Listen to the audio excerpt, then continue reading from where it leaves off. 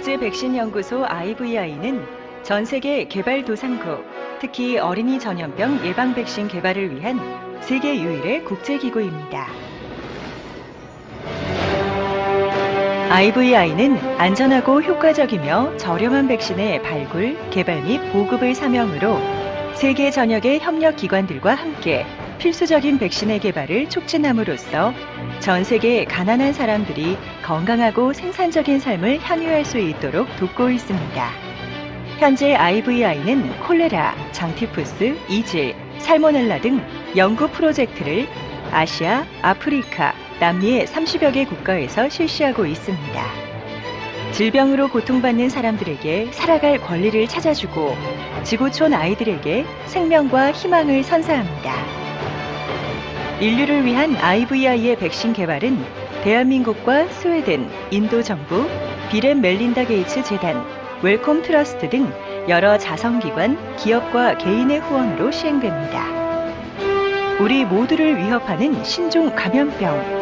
IVI는 코로나19 등 신종 감염병 백신의 개발에도 적극 참여하고 있습니다.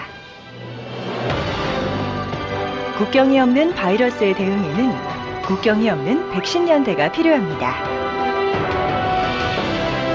전염병으로부터 해방된 세상이라는 우리의 비전을 공유하는 모든 이들이 백신의 공평한 보급을 위한 IVI의 노력에 함께해 주시기를 당부드립니다.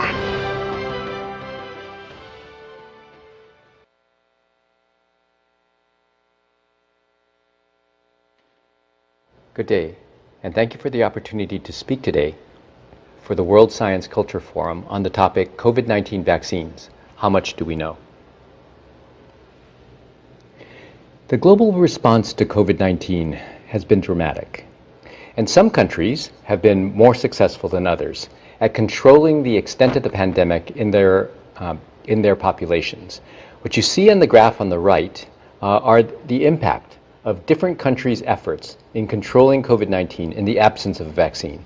So you see at the top of the graph, the United States, India, and Brazil, which have been having particular problems in controlling the spread of COVID-19 within the population, and then other countries such as South Korea, China, Canada, France, which have done a relatively better job at controlling the outbreak of COVID-19.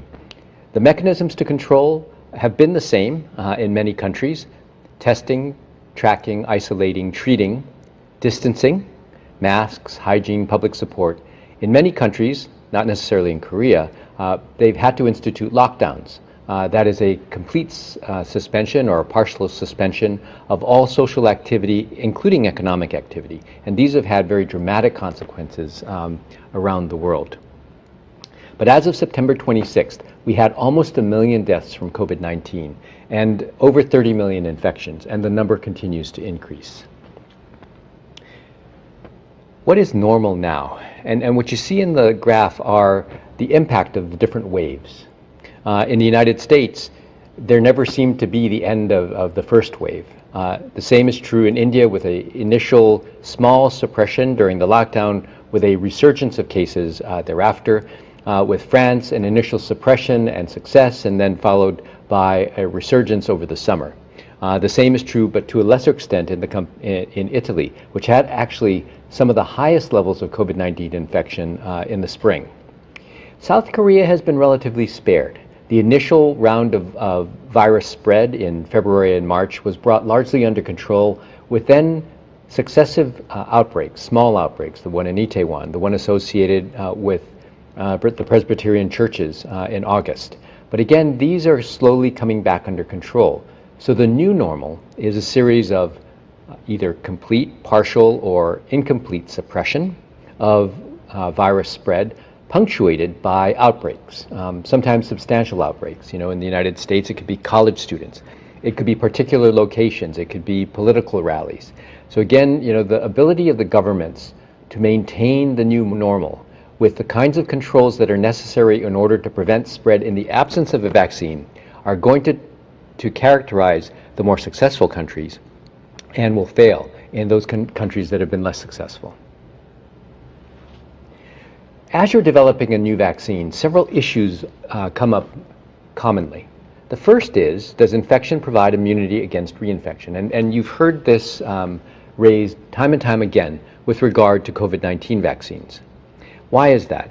In the classic vaccine disease model, such as hepatitis A, although with hepatitis A infection you can have asymptomatic infection or people can become very jaundiced and turn bright yellow, by and large the body's protective or immune response will initially control and eventually eliminate the virus from the body, and those same protective responses will protect the body against reinfection. For some viruses, such as HIV, that level of control is never achieved. So with HIV infection, the body is never able to clear infection. The immune system cannot defeat the virus on its own, and people will progress to AIDS and death if left untreated. What we also know is that same protective response that fails to control HIV is unable to prevent reinfection. So a person can actually be what we call super-infected with HIV even though they have an ongoing HIV infection. We don't think that that's the case with COVID-19. With COVID-19, there are already 3 monkey studies that show that if a monkey has been infected with COVID-19, it is immune to reinfection, at least for a certain period of time. We think that the same is true in the setting of natural infection of humans, although again, it's been difficult to actually make that, to prove that hypothesis. A second issue that's come up actually more recently is the question of whether or not we'll need seasonal SARS-CoV-2 or COVID-19 vaccines. And it gets to the question around the amount of sequence variation there is in COVID-19. The best way to think about this is that COVID-19, the amount of sequence variation in the 70,000 or so full-length sequences that we've done so far is about the width of the tip of a pin. So if you made a pin prick in a card, that would be the amount of sequence variation in COVID-19. If you were to look at influenza infection in a single year, you'd see an amount of sequence variation about equal to the width of the tip of my finger. If you looked at HIV in a single year, the amount of variation is the size of my palm. So COVID-19 actually has a very small amount of sequence variation. So in answer to the question, will COVID-19 be like influenza, which requires seasonal vaccines every year, or rotavirus, where a single vaccine made before 2007 still protects today, the evidence would tend to support a single vaccine. Again, though, we've only known about COVID-19 for 9 months. And whether things will change in the next year, 2 years, or 3 years, we really can't tell. The bottom line is, though, that compared to influenza, COVID-19 has 10 times less sequence variation. The next issue to come up is, so we know that people who have been infected with COVID may be protected against reinfection, but what is it about the immune or protective responses in those individuals that actually protects them against infection? Is it infection-fighting protein, what we call neutralizing antibody, proteins that bind to and inactivate the virus? Or is it killer T cells, these cells that kill virally infected cells? Or is it a mixture of both? And it's a mixture of both, with antibody predominating, so that the neutralizing antibodies are often found to be what we call the correlate of protection. But in fact, with COVID-19, we, at this point, don't know. Another issue that comes up quickly when you're developing a new vaccine is there an animal model? Why is an animal model important? Well, we can't get information on protection of humans with a vaccine right away. That takes a period of months, in the usual cases 5 to 10 years. But we can test if we can infect an animal with the virus. We can then first vaccinate the animal, so in this case a non-human primate, a monkey, and then challenge them with COVID-19. And if a monkey is protected by vaccination, then it's possible that the humans will also. With COVID-19, we're actually a bit lucky because you can infect certain mouse species that are genetically modified. You can infect hamsters, you can infect ferrets, and you can infect monkeys. And in all of those circumstances, vaccinating them first results in protection. Now, will that mean that there's a 100% likelihood that the COVID vaccine will be successful? No, it doesn't. But what it does mean is that at least in animals, we are able with a vaccine to develop the right protective responses that protect the animal against infection and or disease. So far, 12 different vaccines have shown protection against COVID-19. How that will translate into human data, I think we're still waiting to hear the answer to, and hopefully by the end of this year, by the end of 2020, we will start to see evidence of whether these vaccines work or don't work. The final issue that arises happens to be around safety. And everyone knows that we give vaccines not to people who are sick, we give vaccines to people who are healthy in order to keep them healthy. So that vaccines have a very high standard that they have to pass. Vaccines have to be safe. They not only have to be effective, but they have to be safe. And in particular with SARS-CoV-2, there are two questions that people have asked, not based on SARS vaccine research, SARS-CoV vaccine research, but actually on the original SARS virus that came in 2002. When we were trying to develop a vaccine against that 2002 SARS-CoV, we found that in certain mice species, in certain mouse species that received vaccine and then were challenged with the virus, that the vaccine protected the mice against infection, but the mice developed a second kind of disease in their lungs, kind of like an allergic disease, and that was seen occasionally when they tested the same vaccine in ferrets, and in one occasion in monkeys. When we looked with the SARS coronavirus, which is a cousin of the MERS coronavirus, which is a cousin of SARS, we didn't see it as frequently. With SARS-CoV-2, we've now done 12 monkey studies. We've vaccinated the monkeys, we've challenged them with COVID-19, and all of the monkeys were protected, and none of them have developed this new disease. Does that mean that we can ignore it? No, it doesn't. It means that we have to commit to following human volunteers in clinical trials for a longer period of time to be able to ensure that they are safe and to assure the public that any vaccine developed for COVID-19 is both effective and safe. Under normal circumstances, it takes 5 to 10 years to develop a vaccine. The cost for a big vaccine company like Merck or GSK is between $500 million and $1.5 billion, and the failure rate from laboratory to licensure is 93%. That means that if you start here in the discovery phase, inventing a new vaccine, you test it in animals, you take it through human clinical trials, phase 1, phase 2, and phase 3, only 1 out of the 10 vaccines that you started with in the laboratory will actually end up being sold as a successful vaccine. So how then are we going to proceed to develop a COVID-19 vaccine in 6 to 18 months? And that's going to be a very difficult task, but one that many governments around the world and organizations around the world, including IVI, have committed to. What you see in this slide is, on the top panel, an example of a vaccine that would take 5 years to develop. So we do the work in animals, what we call the preclinical work. Then we move to the first stage in humans, called phase 1, typically with 50 or fewer volunteers. Phase 1 is really designed to look at safety. Is the vaccine safe? Are there any bad side effects that we see right away? We can also collect a small amount of information on the protective responses that are generated by the vaccine. Is it making infection-fighting protein? Is it making the killer cells? But primarily in phase 1, we're focused on safety. If it meets those criteria, we can proceed to phase 2, which typically lasts a year. And in phase 2, we are concerned about the target population, the population of people for whom the vaccine is designated. So if it were for the elderly, we test it in an elderly population. If it's for babies, we would have to test the vaccine in babies. In phase 2, which involves hundreds of volunteers, we are really interested in the correct protective responses. Infection-fighting proteins, neutralizing antibody, for instance, or killer T cells. Are these being generated by the vaccine in the target population? And if we're satisfied with that answer, we can proceed to phase 3. Now, phase 3 has thousands, sometimes tens of thousands of volunteers. So you can imagine they're complex and they're very expensive. So a company, before it moves to phase 3, wants to make sure that everything is optimized. Everything that they could do to make this vaccine successful, they've done. And that tends to drive the timeline of 5 to 10 years and a significant proportion of the cost of the $500 million to $1 billion of developing a vaccine. If in phase 3 the vaccine is safe and shows protection against infection or disease, then the company presents all the information to what we call a national regulatory authority. In Korea, that's the Ministry of Food and Drug Safety. In the United States, it's the Food and Drug Administration.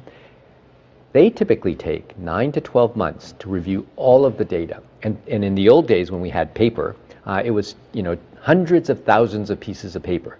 They would sometimes completely redo the statistical analysis to prove to themselves that the vaccine, in fact, protected against infection and disease and was safe.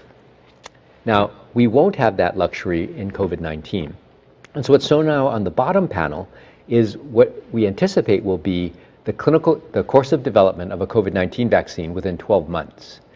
So the preclinical phase now, the animal testing phase, will overlap with phase 1 testing in humans. Now, how can you do that? You do it with vaccines that have a track record of being safe and effective in humans. So, for instance, DNA vaccines have been in thousands of volunteers. RNA vaccines have been in thousands of volunteers. So we can safely begin the animal testing and begin the human testing at the same time. Typically, we give 2 doses of the COVID-19 vaccines. So 2 weeks after the second dose of COVID-19 in phase 1, we can look at the safety data and say, okay, there weren't any significant side effects. Let's proceed with phase 2. Phase 1 will still continue for the rest of the year. We'll continue to follow up volunteers for safety. But phase 2 can be initiated on the basis of demonstration of safety in phase 1. So we've overlapped phase 1 and phase 2, telescoped them.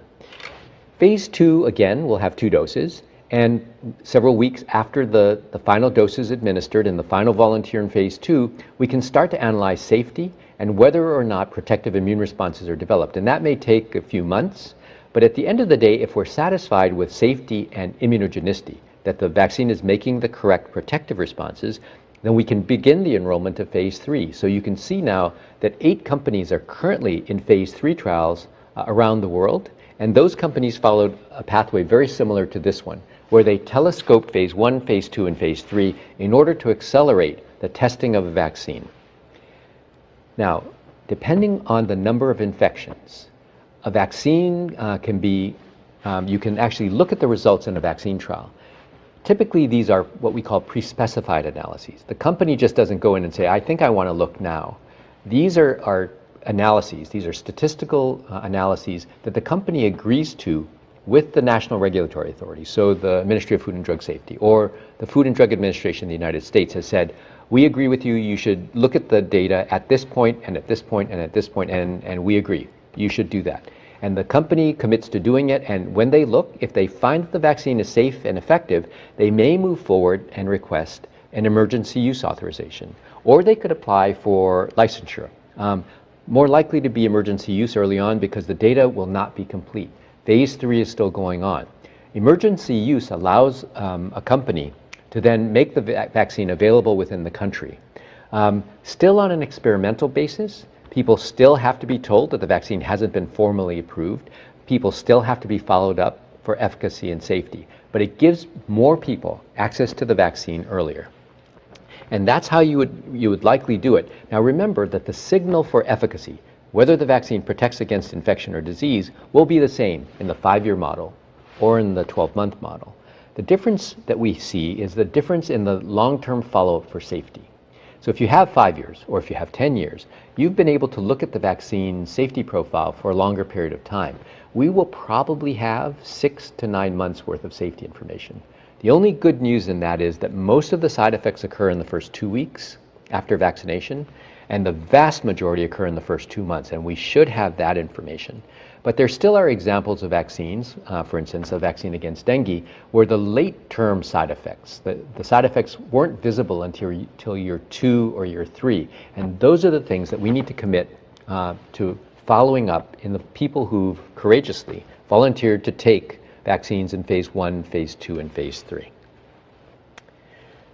So, how do we get from a timeline of 5 to 10 years, a cost of $1.5 billion, and a failure rate of 93%? How are we going to convince companies that it's in their interest to accelerate a timeline that normally is 5 to 10 years and reduce it to 6 to 18 months? Well, the U.S. government approach to accelerate, they need to de-risk the trial for the companies. In order to de-risk, they had to fund the companies. So if you look at what the United States government has done, it's provided $10.3 billion to the companies listed there.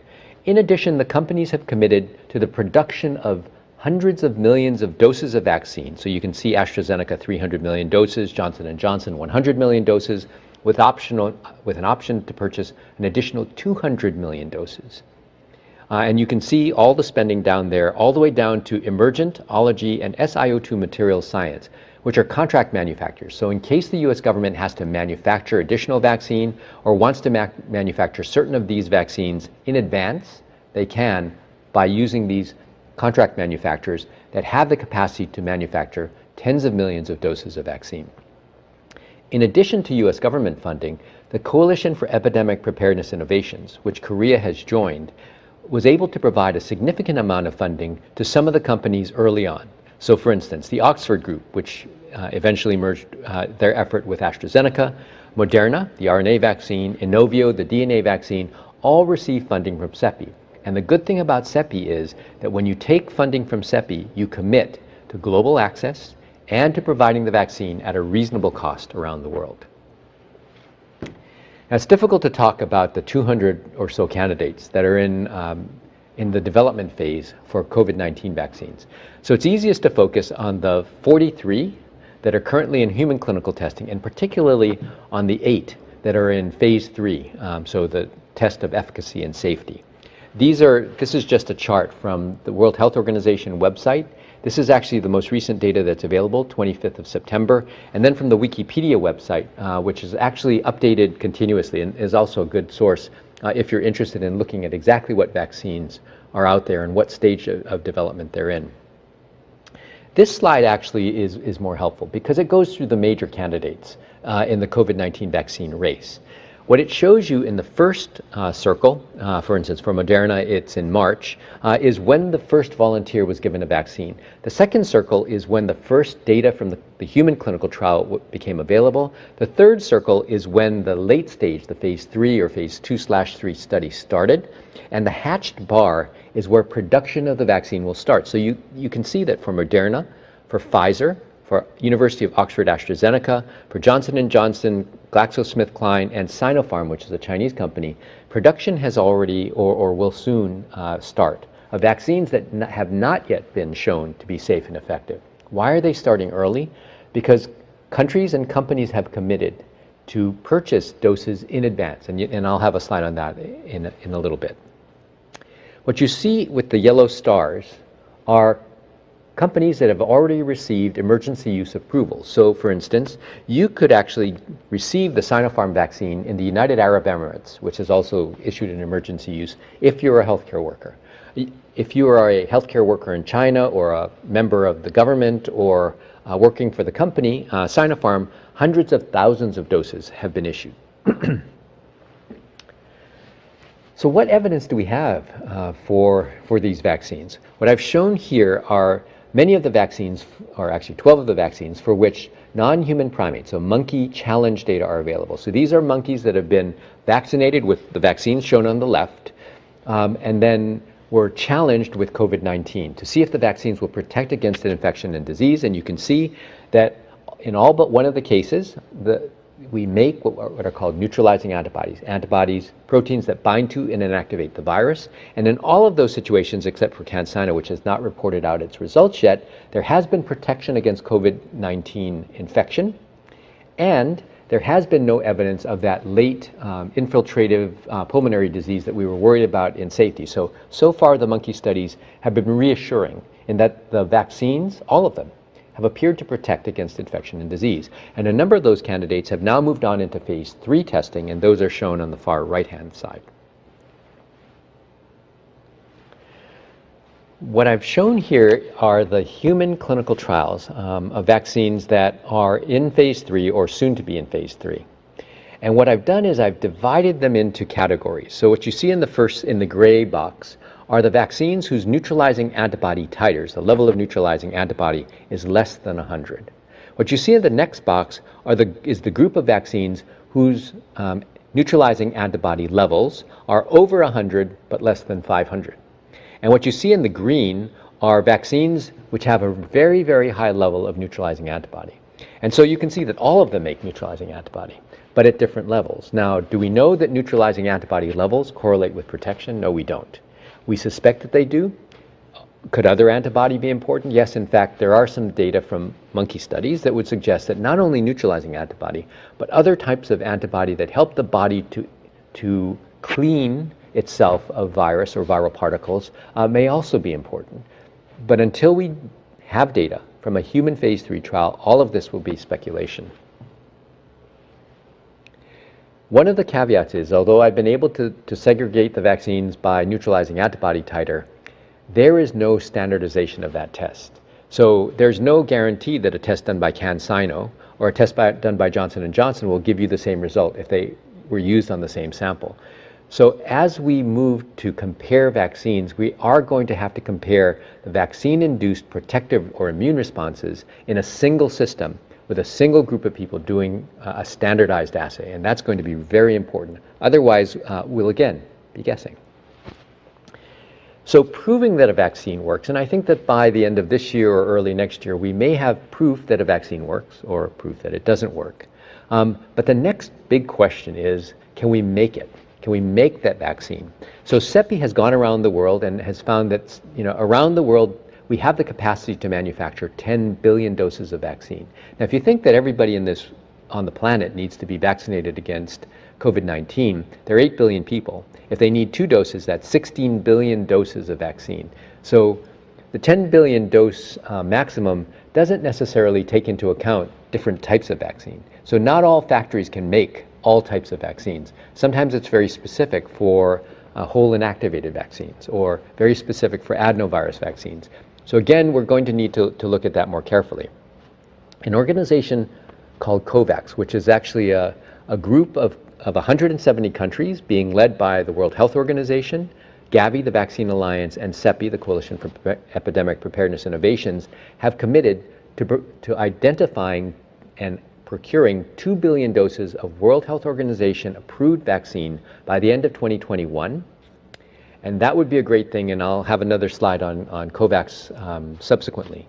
Operation Warp Speed, which is the US government program, has also, as you saw on a previous slide, contracted for hundreds of millions of doses of vaccines in anticipation of the vaccines actually being shown to be safe and effective.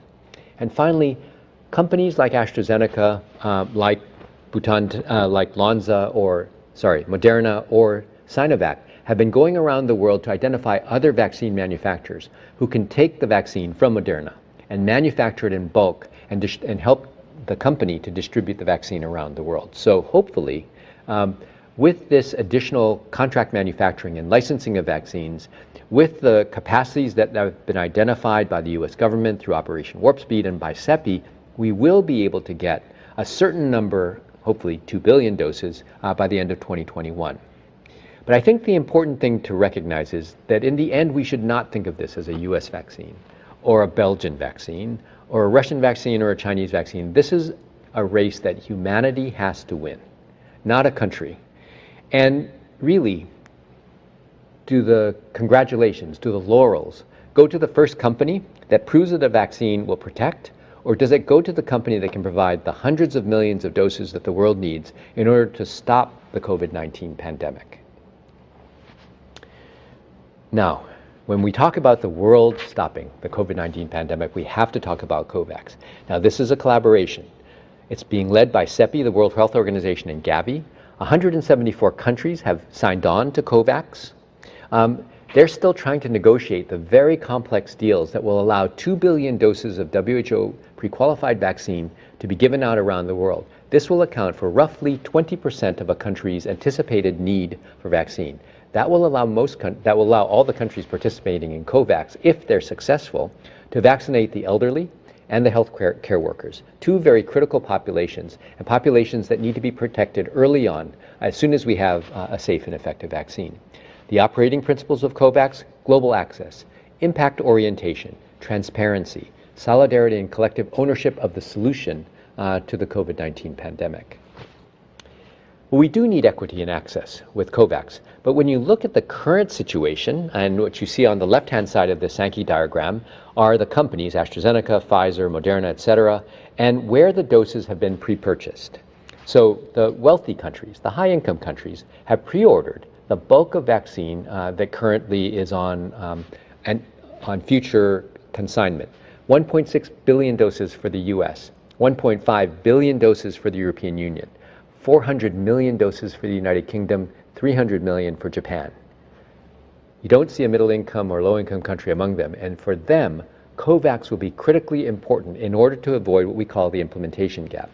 And I'm going to use as the example for this a vaccine that actually is a great vaccine and is being distributed all around the world. But the rotavirus vaccine, which is a vaccine we give to children to prevent diarrhea, is being used everywhere. It's being used in Korea, it's being used in the United States, and where it's been used, it's managed to dramatically reduce the impact of rotavirus diarrhea. So you don't find children with rotavirus diarrhea in Korea or in the United States because of the effectiveness of the vaccine. That vaccine was approved in the United States in 2007, and by 2014, 70% of American children got 3 doses of rotavirus vaccine. It was approved by the World Health Organization in 2009 with a recommendation for use, but by 2014, less than 20% of children around the world received that vaccine, received all 3 doses, and by 2020, less than 40% of children receive all 3 doses. That kind of gap, the implementation gap, cannot be allowed to exist for COVID-19 because that will simply prolong the epidemic and make more difficult our ability to respond to it. So final thoughts. We'll likely have evidence of efficacy and safety later this year or by early in 2021. But what does the day after efficacy look like? The day after someone stands up with much celebration and says, we have a vaccine that is safe and effective. Well, first, who's going to make it? Second, how are we going to ensure that equity and access are provided to low and middle income countries and to high income countries around the world that can't necessarily spend billions of dollars in order to pre-order vaccine? And then there are a number of other really significant questions that are scientific questions, but that must be answered in order to make sure that we have the best possible solution from a vaccine perspective. First is, have we been able to optimize the dose of vaccine, the schedule of vaccine? Will we have to give booster doses of vaccine? All these things are unknown and have to be studied the day after efficacy.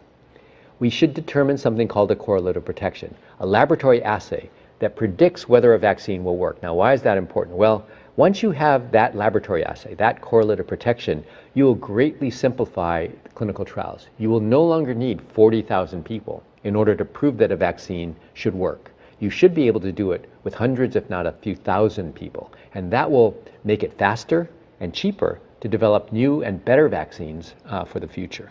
Finally, we need something called real-world evidence. We need to do what are called effectiveness trials. So it's one thing for a vaccine to work in a clinical trial where 15,000 people get vaccine, 15,000 people get placebo, and then we compare the number of infections in one versus the other. That's a very controlled situation. What happens when we get out into the real world and when we have to deliver vaccine by donkey, or where we have to ship a vaccine that has to be kept at minus 70 degrees to parts of the world where we can't guarantee that a vaccine is stored at 2 degrees? How are we going to show the real world efficacy, effectiveness of the vaccine? And that gets to actually a more fundamental question around herd immunity. Everyone's heard us talk about herd immunity. You know, we could let the disease run through populations, and when 70% or so of the population is infected, when millions of people have died, we would be at herd immunity. So the virus would no longer efficiently be transmitted in a population. But vaccines can do that by imitating infection. So if we, theoretically, were to vaccinate 70% of a population, if that vaccine were suitable, we might see herd immunity. But in order to make that, in order to say that, we have to prove it.